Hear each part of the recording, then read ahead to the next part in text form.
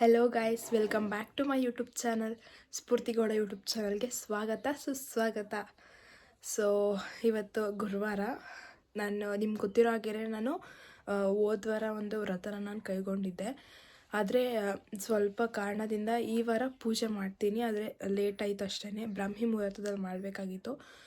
ನಾನು ಮೊದಲನೇದು ಬ್ರಾಹ್ಮಿ ಮುಹೂರ್ತದಲ್ಲಿ ಮಾಡಿರೋದ್ರಿಂದ ಇದು ಅಷ್ಟು ಇಂಪಾರ್ಟೆಂಟ್ ಆಗೋಲ್ಲ. ಸೊ ಗೈಸ್, ಮನೇಲೂ ಕೂಡ ತುಂಬ ಜನ ಇದ್ದಾರೆ, ನಿಮಗೆ ಗೊತ್ತಿರೋ ಹಾಗೇ. ಲಾಸ್ಟ್ ವಿಡಿಯೋದಲ್ಲೆಲ್ಲ ನೋಡಿರ್ಬೋದು. ಒಂದು ಚಿಕ್ಕ ಪಾಪು ಕೂಡ ಇದೆ. ಅದಾದಮೇಲೆ ನವಿಯವರ ಅಕ್ಕ, ಅದಾದಮೇಲೆ ಅಕ್ಕಂದಿರೆಲ್ಲ ಬಂದಿದ್ದರು. ಸೊ ಅವ್ರನ್ನೆಲ್ಲ ಎಬ್ಬರಿಸ್ಬಿಟ್ಟು ನಾವು ಪೂಜೆ ಮಾಡೋಕ್ಕಂತೂ ಆಗಲ್ಲ. ಇವಾಗ ಅವರಿದ್ರೆ ಏನೋ ಮಾಡ್ಬೋದಾಗಿತ್ತು. ಪಾಪು ಐತೆ, ಅದು ಎದ್ರೆ ಅಳ್ತಾನೆ ಅವನು. ಫುಲ್ಲು ಮಲಗಿದಾಗ ಮಲಗಿರ್ತಾನೆ ಅಷ್ಟೇ. ಎದುರಿಸ್ಬಿಟ್ರೆ ತಿರ್ಗಿ ಮಲ್ಕೊಳ್ಳಲ್ಲ, ಅಳ್ತಾನೆ. ಸೊ ಅವನು ಸುಮ್ಮನೆ ಪ್ರಾಬ್ಲಮ್ ಆಗುತ್ತೆ ಅಂತ ಹೇಳ್ಬಿಟ್ಟು ನಾಳೆ ಬೇಡ, ಆಮೇಲೆ ಮಾಡ್ಕೊಳ್ಳೋಣ ಅಂತ ಅಂದ್ಬಿಟ್ಟು ಸುಮ್ಮನೆ ಅದೇ. ಜೊತೆಗೆ ನನಗೂ ಸ್ವಲ್ಪ ಹೆಲ್ತ್ ಪ್ರಾಬ್ಲಮ್ ಕೂಡ, ಥ್ರೋಟ್ ಇನ್ಫೆಕ್ಷನ್ ಆಗಿಬಿಟ್ಟೈತೆ, ಮಾತಾಡೋಕ್ಕೂ ಕೂಡ ಆಗ್ತಾಯಿಲ್ಲ. ಅದಾದಮೇಲೆ ಫುಲ್ ಮೂಗೆಲ್ಲ ಬ್ಲಾಕ್ ಆಗಿಬಿಟ್ಟೈತೆ. ಸೊ ನನಗೂ ಕೂಡ ಬೆಳಗ್ಗೆ ಅಷ್ಟು ಇಬ್ನಿ ಇರುತ್ತಲ್ವ, ಆವಾಗೂ ಎದುರು ಇನ್ನೂ ಜಾಸ್ತಿ ಕೋಲ್ಡ್ ಆಗಿಬಿಡುತ್ತೆ ಅಂತ ಹೇಳ್ಬಿಟ್ಟು ಸ್ವಲ್ಪ ರೀಸನ್ಸ್ ಇತ್ತು ನಾನು ಇವತ್ತು ಪೂಜೆ ಮಾಡದೇ ಇರೋದಕ್ಕೆ, ಅಂದರೆ ಬ್ರಾಹ್ಮಿ ಮುಹೂರ್ತದಲ್ಲಿ. ಸೊ ದೇವರು ನೀನು ಹುಷಾರಿಲ್ಲ ಅಂದರೆ ಪೂಜೆ ಮಾಡು ಅಂತ ಏನು ಹೇಳಿಲ್ಲ. ಸೊ ಅದಕ್ಕೋಸ್ಕರ 9 ಗಂಟೆ ಒಳಗಡೆ ನಾನು ಪೂಜೆನ ಮುಗಿಸ್ಕೊಳ್ತೀನಿ. ಸೊ ಬನ್ನಿ, ಈ ವಿಡಿಯೋ ಹೇಗಿರುತ್ತೆ ಅಂತ ನಿಮ್ಮ ಜೊತೆ ಶೇರ್ ಮಾಡ್ಕೊಳ್ತೀನಿ.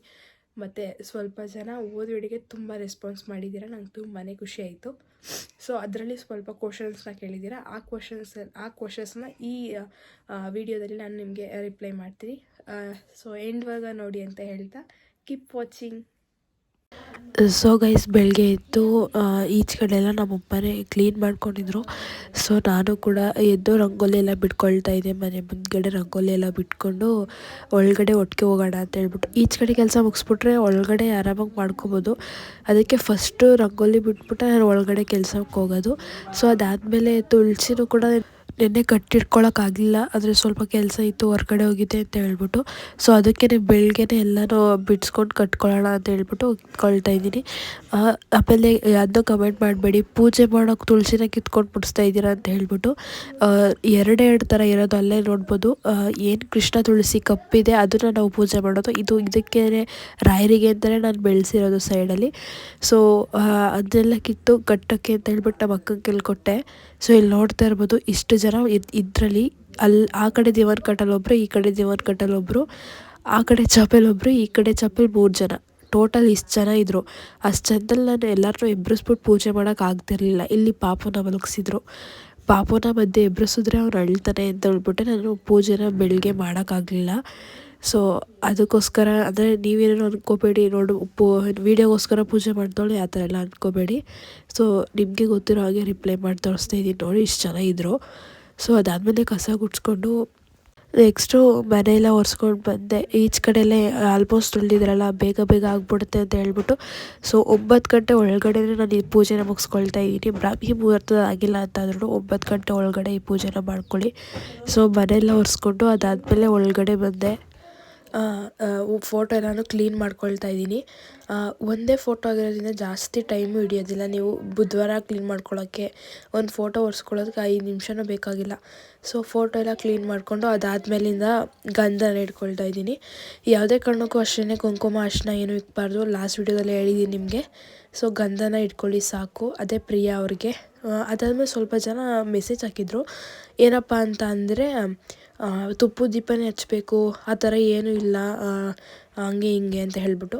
ಇದು ತುಪ್ಪದ ದೀಪ ಹಚ್ಚೋದು ರಾಯರಿಗೆ ಪ್ರಿಯ ಅಂತ ಹೇಳಿದೆ ಹೊರತು ತುಪ್ಪದ ದೀಪ ಹಚ್ಚಲೇಬೇಕು ಅಂತ ಏನಾದರೂ ಹೇಳಿದ್ದೀನ? ಹಚ್ಚಿದ್ರೆ ಪ್ರಿಯ ಅಂತ ಹೇಳಿದೆ, ಹಚ್ಚಲಿಲ್ಲ ಅಂದರೆ ನಿಮಗೇನು ಒಲಿಯೋದೇ ಇಲ್ಲ ಅಂತ ಹೇಳಿದ್ನ? ತುಪ್ಪದ ದೀಪ ಹಚ್ಚಿದ್ರು ಏನು, ಅದು ಪ್ರಿಯ ಅಂತ ತಾನೇ ಹೇಳಿದ್ದು. ಅದಾದಮೇಲೆ ಏನು ಸಾಹುಕಾರರು ಮಾತ್ರನೇ ಹಚ್ಚಬೇಕು ಆ ಥರ ಎಲ್ಲ ಒಬ್ಬರು ಕಮೆಂಟ್ ಹಾಕಿದ್ರು. ತುಪ್ಪಕ್ಕೆ ಎಷ್ಟಾಗುತ್ತೆ ಒಂದು ಪ್ಯಾಕೆಟ್ GRB ತುಪ್ಪ? 10 ರೂಪಾಯಿ. ನಿಮ್ಮ ದೇವ್ರಿಗೋಸ್ಕರ 10 ರೂಪಾಯಿಗೆ ತುಪ್ಪ ತಗೊಬಂದು ದೀಪ ಹಚ್ಚೋಕ್ಕಾಗಿಲ್ಲ ಅಂತ ಅಂದರೆ ಏನು ಹೇಳೋದು ನಿಮ್ಮಂಥವ್ರಿಗೆಲ್ಲ? ಸೊ ಅದೇ ಹೂವದಲ್ಲೆಲ್ಲ ಅಲಂಕಾರ ಮಾಡಿಕೊಂಡು ಅದಾದಮೇಲೆ ದೀಪನ ಹಚ್ಕೊಳ್ತಾ ಇದ್ದೀನಿ. ತುಳಸಿನ ಮರಿದೇನೆ ಹಾಕಿ, ಒಂದೇ ಒಂದು ಕಡ್ಡಿ ಆದರೂ ಪರವಾಗಿಲ್ಲ, ತುಳಸಿ ಗಿಡನ ಹಾಕಿ ಪೂಜೆನ ಮಾಡ್ಕೊಳ್ಳಿ. ಗುರುನಾಮವೇ ಗೋಮಂದೆಯ ಕೊರಳ ಘಂಟೆಯಲ್ಲಿ, ಮಂತ್ರಾಕ್ಷತೆ ಮಂಚಾಲಯ ಮಣ್ಣ ಕಣಗಳಲ್ಲಿ,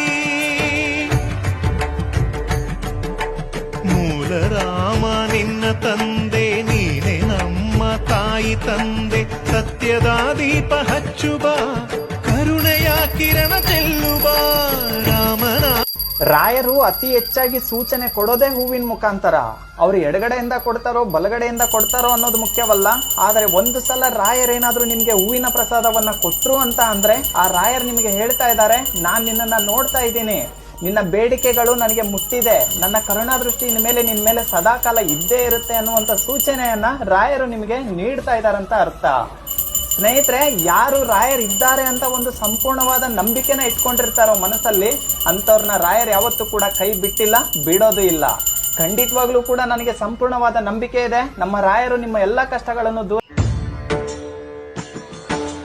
ಪೂಜ್ಯಾಯ ರಾಘವೇಂದ್ರಾಯ ಸತ್ಯ ಧರ್ಮರತಾಯ ಚ ಭಜತಾಂ ಕಲ್ಪವೃಕ್ಷಾಯ ನಮತಾಂ ಕಾಮಧೇನವೇ. ಧರ್ಮದ ದೀಪ ಹಚ್ಚುವ ಶಾಂತಿಯ ಬೆಳಕ ಚೆಲ್ಲುವ ಜ್ಞಾನದ ದೀಪ ಹಚ್ಚುವ ಲೋಕವ ನೀನೆ ನಡೆಸುವ ತುಂಗೆಯ ತೀರದ ಯತಿವರ ನಿನ್ನದೆ ಸ್ಮರಣೆ. ಶರಣು ಶರಣು ಶರಣು ಗುರು ರಾಘವೇಂದ್ರ ಶರಣು, ಶರಣು ಶರಣು ಶರಣು ಗುರು ಸಾರ್. ಯಾರೇ ಅವನು? ನಿಮ್ಗೆ ಏನಾಗ್ಬೇಕು? ದೇವರಾಗ್ಬೇಕಾ?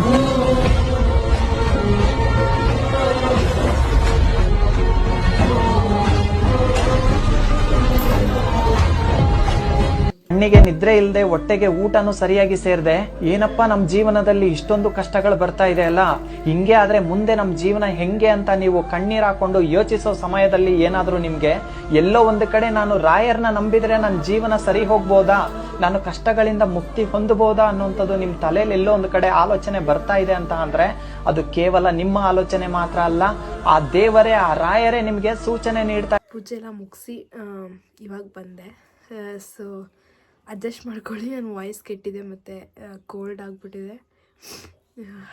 ಸೊ ಫಸ್ಟ್ ಆಫ್ ಆಲ್ ನಾನು ಒಂದು ಥ್ಯಾಂಕ್ ಯು ಹೇಳಬೇಕು. ಬಿಕಾಸ್ ನನ್ನ ಒಂದು ಲಾಸ್ಟ್ ಮಾಡಿದಂತಹ ರಾಘವೇಂದ್ರನ್ ವಿಡಿಯೋ 10K ಓಡ್ತಾ ಇದೆ. ನಂಗೆ ಸೀರಿಯಸ್ಲಿ ನಾನು ಇಷ್ಟ ಆಗುತ್ತೆ ಅಂತ ಅಂದ್ಕೊಂಡೇ ಇರಲಿಲ್ಲ. ಬಿಕಾಸ್ ನಾನು ಎಷ್ಟೋ ವೀಡಿಯೋಸ್ ಮಾಡಿದ್ದೀನಿ ಇಲ್ಲಿವರೆಗೂ ಕೂಡ, ಯಾವುದೂ ಕೂಡ ಜಾಸ್ತಿ ರೀಚ್ ಆಗಿಲ್ಲ.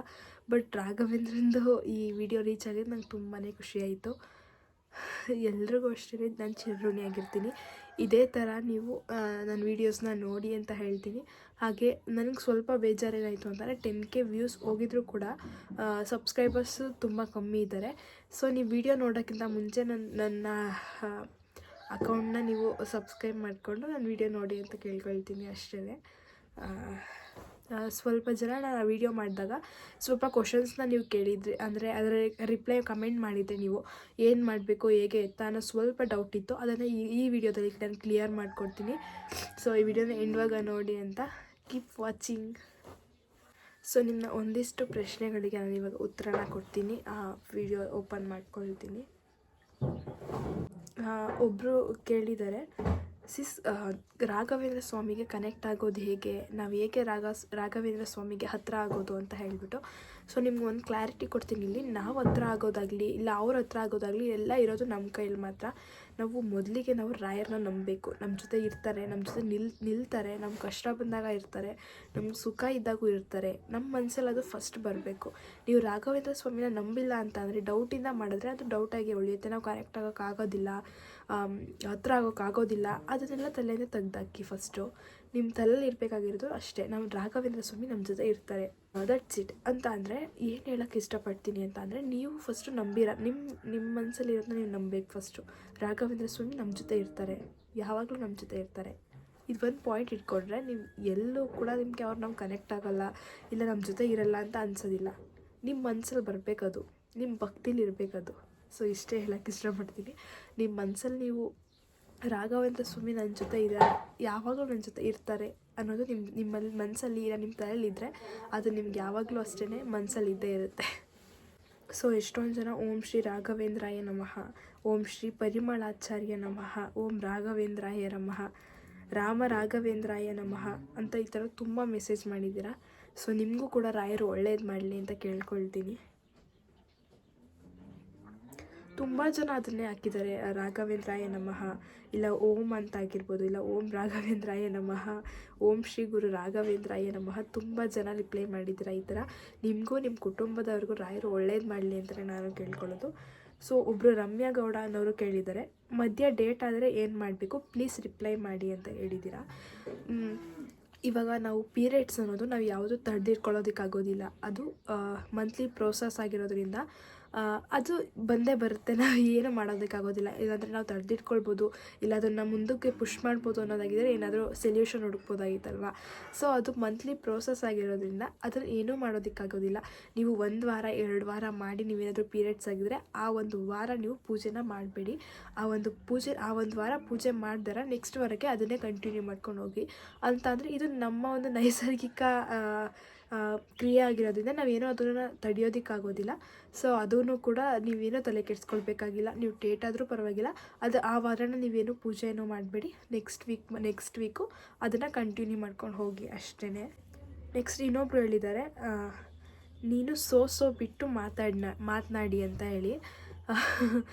ಎಸ್ ಹೌದು, ಆದರೆ ಏನಂದರೆ ನಾವು ಮಾತಾಡೋ ಭಾಷೆಯಲ್ಲಿ ಅದು ಲಿಟ್ರಲಿ ಬಂದ್ಬಿಡುತ್ತೆ ಸೋ ಅಂತ ಹೇಳೋದು. ಬಿಕಾಸ್ ನಾವು ಓದಬೇಕಾದ್ರೆಲ್ಲ ಅದನ್ನು ಸೇರಿಸಿ ಮಾತಾಡ್ತಾ ಇರೋದ್ರಿಂದ ಅದು ಫ್ಲೋ ಅಲ್ಲಿ ಬರುತ್ತೆ. ನಾವೇನು ಮಾತಾಡಲೇಬೇಕು ಅಂತ ಏನು ಮಾತಾಡೋದಿಲ್ಲ, ಫ್ಲೋ ಅಲ್ಲಿ ಅದು ಸೋ ಅನ್ನೋದು ಬಂದುಬಿಡುತ್ತೆ.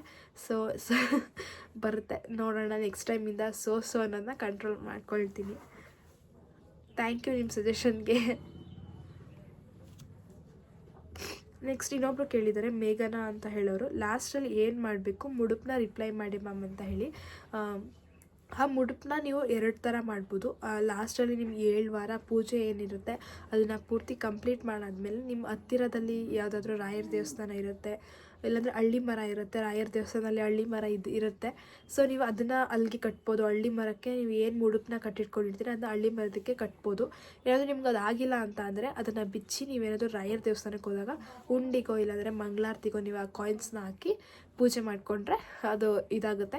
ಆಲ್ಮೋಸ್ಟ್ ಬೆಸ್ಟ್ ಅಂತ ಅಂದರೆ ನೀವು ಏನಪ್ಪ ಅದು ಹಳ್ಳಿ ಮರಕ್ಕೆ ಕಟ್ಟೋದೇ ಬೆಸ್ಟ್ ಆಪ್ಷನ್ ಅಂತ ಅಂದ್ಕೊಳ್ತೀನಿ. ನಾನು ಕೂಡ ಅದನ್ನೇ ಮಾಡೋದು. ನೆಕ್ಸ್ಟು ನೀಲು ಅಂತ ಹೇಳೋರು ಕಳಿಸಿದ್ದಾರೆ, ಪ್ರತಿ ವಾರ 21 ರೂಪಾಯಿನ ಮುಡುಪು ಕಟ್ಟಬೇಕಾ ಅಂತ ಹೇಳಿಬಿಟ್ಟು.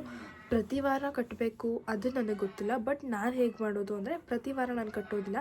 ಫಸ್ಟ್ ಏನಿದೆ ಮೊದಲನೇ ವಾರ ನಾನು ಬ್ರಾಹ್ಮಿ ಮುಹೂರ್ತದಲ್ಲಿ ಎದ್ದು ನಾನು ಏನು ವೀಡಿಯೋ ಮಾಡಿದ್ದೀನಿ ಆ ಒಂದು ಎಲ್ಲ ಕ್ರಿಯೆಯನ್ನು ಮುಗ್ದು ನಾನು ಏನು ಒಂದು ಸಲ ಕಟ್ಟಿರ್ತೀನಿ. ಅದಕ್ಕೆ ನಾನು ದಿನ ಅಂದರೆ ವಾರ ಅರ್ಶಿನ ಕುಂಕುಮ ಇಟ್ಟು ಹೂವು ಇಟ್ಕೊಂಡು ಪೂಜೆ ಮಾಡ್ಕೊಳ್ತೀನಿ. ಪದೇ ನಾನೇನು ಕಟ್ಟೋದಕ್ಕೆ ಹೋಗೋದಿಲ್ಲ, ಒಂದನ್ನೇ ಕಟ್ಕೊಂಡು ಪೂಜೆ ಮಾಡಿಕೊಂಡು 7 ದಿನ ಪೂಜೆ ಮಾಡಿ ನೆಕ್ಸ್ಟ್ ಅದೇನು ಹೇಳಿದೆ ನಾನು ಹಳ್ಳಿ ಮರ ಕಟ್ಟಬೇಕು ಅಂತ. ಸೊ ನನ್ನ ಪ್ರೋಸೆಸ್ ಅದು, ಬೇರೆಯದೇನು ಗೊತ್ತಿಲ್ಲ ನನಗೆ. ನಾನು ಆ ಥರ ಮಾಡ್ತೀನಿ. ಶ್ವೇತಾ ಅನ್ನೋರು ಕೇಳಿದರೆ, ಅಕ್ಕ ಮನೇಲಿ ನಾನ್ ವೆಜ್ ಮಾಡ್ಬೋದಾ 7 ವೀಕ್ಸ್ವರೆಗೂ ಆ್ಯಂಡ್ 7 ವೀಕ್ಸ್ ಬ್ರಹ್ಮಚಾರ್ಯದಿಂದ ಇರಬೇಕಾ? ಸೊ ಇದು ಪ್ರಶ್ನೆ ನನಗೆ ತುಂಬ ಜನ ಕೇಳಿದ್ದಾರೆ. ನಾನ್ ವೆಜ್ ಮಾಡಬೇಕಾ? ಈಗ ನಾವೇನೋ ಇರ್ತೀವಿ 7 ವಾರ ನಾನ್ ವೆಜ್ ತಿಂದಾರ ಇರ್ಬೋದು, ಆದರೆ ಮನೇಲಿ ಮಕ್ಕಳಿರ್ತಾರೆ, ಇಲ್ಲ ದೊಡ್ಡವರು ಇರ್ತಾರೆ, ಹುಡುಗರು ಇರ್ತಾರೆ, ಅವ್ರು ಯಾವುದೇ ಕಾರಣಕ್ಕೂ ಇರೋದಿಲ್ಲ. ಮನೇಲಿ ಮಾಡಿ ಪರವಾಗಿಲ್ಲ, ಆದರೆ ಗುರುವಾರದ ಹೊತ್ತು ಯಾವುದೇ ಮೊಟ್ಟೆ ನಾನ್ ವೆಜ್ ಇಲ್ಲ ನೆನ್ನೆ ಮಾಡಿದ್ದು ಕೂಡ ಇಟ್ಕೋಬೇಡಿ. ಗುರುವಾರ ನೀಟಾಗಿ ಕ್ಲೀನ್ ಮಾಡಿ, ಇಲ್ಲ ಬುಧವಾರ ನೈಟ್ ಇದೆ ನೀವು ಪೂರ್ತಿ ಕ್ಲೀನ್ ಮಾಡ್ಕೊಳ್ಳಿ. ಒಂದು ಸ್ವಲ್ಪನೂ ನಾನ್ ವೆಜ್ ಇಟ್ಕೊಳ್ಬೇಡಿ ಮನೇಲಿ. ಬಟ್ ಬೇರೆ ದಿನ ನೀವು ನಾನ್ ವೆಜ್ ಮಾಡ್ಕೊಂಡು ತಿನ್ಬೋದು, ಮನೇಲಿ ಮಾಡ್ಬೋದು. ಬಟ್ ಗುರುವಾರದ ಹೊತ್ತು ಮನೇಲಿ ಇಡಬೇಡಿ ಅಷ್ಟೇ. ದೆನ್ ಬ್ರಹ್ಮಚಾರ್ಯ ಇರಬೇಕಾ?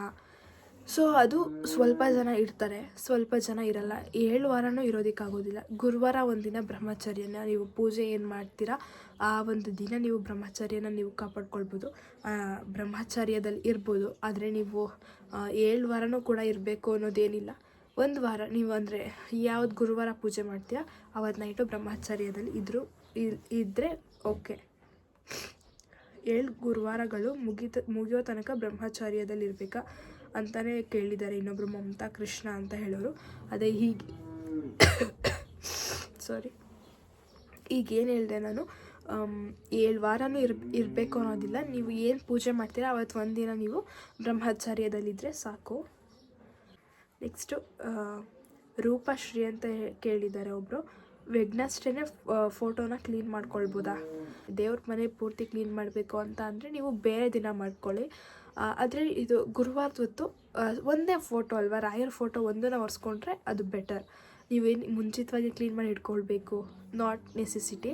ಆದರೆ ನೀವು ಗುರುವಾರದ ಬೆಳಗ್ಗೆ ನೀವು ಏನು ಪೂಜೆ ಮಾಡ್ತೀರಾ ಅದೊಂದು ಫೋಟೋನ ನೀವು ನೀಟಾಗಿ ಒರೆಸ್ಕೊಂಡು ಗಂಧನ ಇಟ್ಕೊಂಡು ಪೂಜೆ ಮಾಡ್ಕೊಳ್ಬೋದು. ಅದೇನು ಕಷ್ಟ ಆಗಲ್ಲ ಅಲ್ವಾ? ಇನ್ನೊಬ್ಬರು ಕೇಳಿದರೆ ಗಾಯತ್ರಿ ನಾಗರಾಜನ್ ಅವರು ಇಡೀ ದಿನ ಉಪವಾಸ ಇರಬೇಕಾ ಅಂತ ಹೇಳಿಬಿಟ್ಟು. ಸೊ ಗುರುವಾರ ಏನಿರ್ತೀರ ನೀವು ಮಾರ್ನಿಂಗ್ ಎದ್ದು ಪೂಜೆ ಮುಗಿಸ್ತೀರಾ, ಬೆಳಗ್ಗೆ ಮಧ್ಯಾಹ್ನ ನೀವು ಉಪವಾಸದಲ್ಲಿರಬೇಕು. ನೈಟು ನೀವು ನಿಮ್ಮದೇ ಸಪ್ರೇಟಾಗಿ ಸ್ಟವ್ ಎಲ್ಲನೂ ಗ್ಯಾಸ್ ಎಲ್ಲನೂ ಕ್ಲೀನ್ ಮಾಡಿಕೊಂಡು ಅಡುಗೆ ಮಾಡ್ಕೊಳ್ಳಿ. ಅದಾದಮೇಲೆ ಅದನ್ನು ಟೇಸ್ಟ್ ಮಾಡೋಕ್ಕೆ ಹೋಗಬೇಡಿ, ಏನು ಮಾಡಬೇಡಿ. ಆ ಊಟನ ಬಂದು ಒಪ್ಪತ್ತನ್ನ ಬಿಡಬೇಕು, ರಾತ್ರಿ ಊಟ ಮಾಡಬೇಕು. ಸೊ ಅದನ್ನು ನೀವೇ ಫಸ್ಟ್ ತಿನ್ನಬೇಕು, ಬೇರೆಯವ್ರಿಗೆಲ್ಲ ಹಾಕ್ಕೊಡೋದು ಆ ಥರ ಮಾಡಬೇಡಿ. ಅಡುಗೆ ಏನು ಮಾಡ್ತೀರಾ ಅದನ್ನು ಮೊದಲು ನೀವು ರಾಯರಿಗೆ ಅರ್ಪಿಸ್ಬಿಟ್ಟು ಆಮೇಲೆ ನೀವು ಊಟ ಮಾಡಿ, ನೈಟ್ ಊಟ ಮಾಡಿ. ಇಡೀ ದಿನ ಇರೋವಂಥ ಅವಶ್ಯಕತೆ ಇಲ್ಲ, ಬೆಳಗ್ಗೆ ಮಧ್ಯಾಹ್ನ ಇದ್ದರೆ ಸಾಕು. ಸಿಸ್ ರಾಘವೇಂದ್ರ ಸ್ವಾಮಿನ ಕನೆಕ್ಟ್ ಆಗೋದು ಹೇಗೆ, ಭಕ್ತಿ ಜಾಸ್ತಿ ಆಗೋಕ್ಕೆ ಏನು ಮಾಡಬೇಕು ಅಂತ ಇನ್ನೊಬ್ಬರು ಸವಿ ಅಂತ ಹೇಳೋರು ಕೇಳಿದ್ದಾರೆ. ಸೊ ನಾನು ಅದನ್ನೇ ಹೇಳಿದೆ, ರಾಘವೇಂದ್ರ ಸ್ವಾಮಿನ ಕನೆಕ್ಟ್ ಆಗೋದು ನಮ್ಮಲ್ಲೇ ಇರುತ್ತೆ, ನಮ್ಮ ಮನಸ್ಸಿಂದ ಭಕ್ತಿಯಿಂದ ಇರಬೇಕು. ರಾಘವೇಂದ್ರ ಸ್ವಾಮಿ ನಮ್ಮ ಜೊತೆ ಯಾವಾಗಲೂ ಇರ್ತಾರೆ ಅನ್ನೋದು ನಮ್ಮ ಮನಸ್ಸಲ್ಲಿದ್ದರೆ ನಮ್ಗೆ ಯಾವುದೇ ಥರ ಡೌಟ್ ಬರೋಲ್ಲ. ಅವ್ರನ್ನ ಕನೆಕ್ಟ್ ಆಗಿಲ್ಲ, ಇಲ್ಲ ಅವ್ರು ನಮ್ಮ ಜೊತೆ ಇರೋದಿಲ್ಲ ಅನ್ನೋದು ಥಾಟ್ಸ್ ಬೇಡ. ನಮ್ಮ ಜೊತೆ ಇದ್ದಾರೆ ಅನ್ನೋ ಗುಡ್ ಥಾಟ್ಸ್ನ ಇಟ್ಕೊಳ್ಳಿ, ಯಾವಾಗಲೂ ನಿಮ್ಮ ಜೊತೆ ಇರ್ತಾರೆ. ನಿಮಗೂ ಕೂಡ ಒಳ್ಳೇದು ಮಾಡಲಿ, ಬೇಗ ರಾಘವೇಂದ್ರ ನಿಮಗೆ ಒಳ್ಳೀಲಿ ಅಂತ ನಾನು ಕೇಳ್ಕೊಳ್ತೀನಿ. ಸೊ ಇದಿಷ್ಟಾಗಿತ್ತು ನನ್ನ ಒಂದು ವಿಡಿಯೋಗೆ ಕಮೆಂಟ್ಸ್ ಬಂದಿದ್ದು. ತುಂಬ ಖುಷಿ ಆಯಿತು ನಿಮ್ಮ ಕಮೆಂಟ್ಸ್ನ ನೋಡಿ. ಯಾರೋ ಒಬ್ಬರು ನನಗೂ ಕೂಡ ಕಮೆಂಟ್ಸ್ ಮಾಡ್ತಾ ಇದ್ದಾರೆ ಅನ್ನೋದು ತುಂಬ ಖುಷಿ ಆಯಿತು. Thank you so much. ಹೀಗೆ ನಿಮಗೂ ಕೂಡ ರಾಘವೇಂದ್ರ ಸ್ವಾಮಿ ಒಳ್ಳೇದು ಮಾಡಲಿ ಅಂತ ಕೇಳ್ಕೊಳ್ತೀನಿ. Lots of love. ಸೊ ಇನ್ನೊಂದು ವಿಷಯ ನಿಮ್ಮ ಜೊತೆ ಹಂಚ್ಕೊಳ್ಬೇಕು. ಸೊ ತುಂಬ ಜನ ಮಾತಾಡ್ತಾಯಿದ್ದಾರೆ. ನಾನು ಲಾಸ್ಟ್ ಒಂದು ವಿಡಿಯೋದಲ್ಲಿ ಏನು ರಿಪ್ಲೈ ಮಾಡಿದ್ದೆ ನಿಮಗೆ, ಸ್ಯಾರಿ ಬಾಕ್ಸ್ ಫೋಲ್ಡಿಂಗಲ್ಲಿ ಒಂದಷ್ಟು ಮ್ಯಾಟರ್ಸ್ನ ಮಾತಾಡಿದ್ದೆ. ನಾನು ಯೂಟ್ಯೂಬ್ ಒಂದು ಏನಿದೆ ನನ್ನ ಯೂಟ್ಯೂಬ್ ಬಗ್ಗೆ ಯಾರು ಯಾವ್ಯಾವ ಥರ ರೀತಿ ಮಾತಾಡಿದ್ದಾರೆ ಅಂತ ಹೇಳಿಬಿಟ್ಟು ಈ ಸ್ವಲ್ಪ ಜನ ನನ್ನ ಬಗ್ಗೆ ಈಗಲೂ ಮಾತಾಡಿದ್ದಾರೆ. ಇನ್ನು ಸುಮ್ಮನೆ ಮಾಡೋ ಕೆಲಸ ಇಲ್ದಿರ ಈ ಥರ ವೀಡಿಯೋ ಮಾಡ್ಕೊಂಡು ಕೂತವ್ರೆ. ಒಂದು ವಿಚಾರ ಹೇಳೋಕ್ಕೆ ಇಷ್ಟಪಡ್ತೀನಿ ನಿಮಗೆ. ನೀವು ಮಾತಾಡೋರು ಮಾತಾಡ್ತಾ ಇದ್ದೀರಾ, ನಾನು ನೋಡ್ಕೊಂಡು ಉರ್ಕೊಳ್ತಾ ಇದ್ದೀರಾ, ಬಟ್ ನಾನು ಇಲ್ಲಿ ಸಂಪಾದನೆ ಮಾಡ್ತಾಯಿದ್ದೀನಿ, ನನ್ನ ಕಾಸನ್ನ ನಾನು ಸಂಪಾದನೆ ಮಾಡ್ತಾಯಿದ್ದೀನಿ. ಬಟ್ ನೀವು ಅದು ನೋಡ್ಕೊಂಡು ಉರ್ಕೊಂಡು ಮಾತಾಡಿದ್ರೆ ನಾನು ಏನೂ ಮಾಡೋಕ್ಕಾಗೋದಿಲ್ಲ. ಇಷ್ಟು ಹೇಳೋಕ್ಕೆ ಇಷ್ಟಪಡ್ತೀನಿ. ಮಾತಾಡೋರ್ಗೆ ಯಾವತ್ತೂ ಬಾಯಿ ಕಟ್ಟೋಕ್ಕಾಗೋದಿಲ್ಲ, ಅವ್ರು ಕುತ್ಕೊಂಡು ಮಾತಾಡ್ತಾನೆ ಇರ್ತಾರೆ. ಬಟ್ ನಾವು ಬೆಳಿಬೇಕು. ನಾನು ಈ ಥರ ವೀಡಿಯೋ ಮಾಡೋದ್ರಿಂದ ನನಗೆ ಖುಷಿ ಸಿಗ್ತಾಯಿದೆ, ಮತ್ತು ನನಗೆ ಸಂಪಾದನೆಯನ್ನು ಕೂಡ ಮಾಡ್ತಾಯಿದ್ದೀನಿ ಇದೇ ಒಂದು ಪ್ಲ್ಯಾಟ್ಫಾರ್ಮಲ್ಲಿ. ತುಂಬ ಜನ ಕಮೆಂಟ್ ಮಾಡ್ತಾಯಿದ್ದೀರಲ್ಲ, ನಾನು ನಿಮ್ಗೊಂದು ವಿಷಯ ಹೇಳ್ತೀನಿ. ಇವಾಗ ನಮ್ಮ ಕಷ್ಟ ಅಂತ ಬಂದರೆ ಯಾರೂ ₹1 ಕೊಡೋಲ್ಲ. ತಗೋ ನೀನು ಕಷ್ಟದಲ್ಲಿದೆಯಾ, ತಗೋ ನೀನು ಮಾಡೋ ಅಂತ ಯಾರು ಕೂಡ ₹1 ಕೊಡೋದಿಲ್ಲ. ಇದರಲ್ಲಿ ನಾನು ದುಡಿತಾ ಇದ್ದೀನಿ, ನನಗೆ ಹೆಮ್ಮೆ ಇದೆ, ನಿಯತ್ತಾಗಿ ದುಡಿತಾ ಇದ್ದೀನಿ. ಇನ್ನೊಬ್ರ ಹತ್ರ ಮಾತಾಡ್ಕೊಂಡಾಗಲಿ ಇಲ್ಲ ಬೇರೆಯವ್ರ ಬಗ್ಗೆ ಕಮೆಂಟ್ ಮಾಡ್ಕೊಂಡು ಕೂತ್ಕೊಳ್ಳೋಕೆ ನಂಗೆ ಟೈಮ್ ಇಲ್ಲ. ನಾನು ಬೆಳಿಬೇಕು, ಅದನ್ನು ಮಾಡ್ತಾಯಿದ್ದೀನಿ ಅಷ್ಟೇ. ಇದರಿಂದ ನಾನು ಸಂಪಾದನೆ ಕೂಡ ಮಾಡ್ತಾಯಿದ್ದೀನಿ. ನೀವು ಕೂತ್ಕೊಂಡು ಮಾತಾಡಿ ಅಷ್ಟೇ ನನಗೆ ಬೇಕಾಗಿರೋದು. ನನ್ನ ಬಗ್ಗೆ ಮಾತಾಡಿ ತಲೆ ಕೆಡಿಸ್ಕೊಳ್ಳಲ್ಲ. ಇನ್ನೊಂದು ವಿಷಯ, ಇವಾಗ ನಮ್ಮ ಬಗ್ಗೆ ಮಾತಾಡೋರ್ಗೆ ಏನು ಕೂತ್ಕೊಂಡು ಮಾತಾಡ್ತಾರೆ, ಬಟ್ ಇದರಿಂದ ಸ್ಟ್ರಗಲ್ ಏನಿದೆ ನನಗೆ ಗೊತ್ತು. ವೀಡಿಯೋ ಮಾಡೋದಕ್ಕೆ ಯಾರೋ ಕ್ಯಾಮ್ರಾಮ್ಯಾನ್ಸ್ ಇಲ್ಲ ಇಟ್ಕೊಂಡು ವೀಡಿಯೋ ಮಾಡೋದಕ್ಕೆ. ನನ್ನ ಕಷ್ಟ ನನಗೆ ಗೊತ್ತು. ನೀವು ಹಿಂದ್ಗಡೆ ಕೂತ್ಕೊಂಡು ಮಾತಾಡೋಕ್ಕೂ ನಂತರ ಚಾನಲ್ ಓಪನ್ ಮಾಡ್ಕೊಂಡು ಮುಂದೆ ಮಾತಾಡೋದಕ್ಕೂ ತುಂಬ ಡಿಫ್ರೆನ್ಸ್ ಐತೆ. ನನ್ನ ಮುಂದೆ ಕ್ಯಾಮ್ರಾ ಫೇಸ್ ಮಾಡೋದೇನು ತಮಾಷೆ ಮಾತಲ್ಲ. ಕ್ಯಾಮ್ರಾ ಫೇಸ್ ಮಾಡಿ ಒಂದೇ ಒಂದು ವೀಡಿಯೋ ಮಾಡಿ ಅಪ್ಲೋಡ್ ಮಾಡಿ, ಅವಾಗ ಒಪ್ಕೊಳ್ತೀನಿ ನೀವು ಮಾತಾಡ್ತಾ ಇರೋದು ಕರೆಕ್ಟು ಅಂತ ಹೇಳ್ಬಿಟ್ಟು. ಸೊ ಎಲ್ಲರಿಗೂ ಈ ಥರ ಧೈರ್ಯ ಇರೋದಿಲ್ಲ.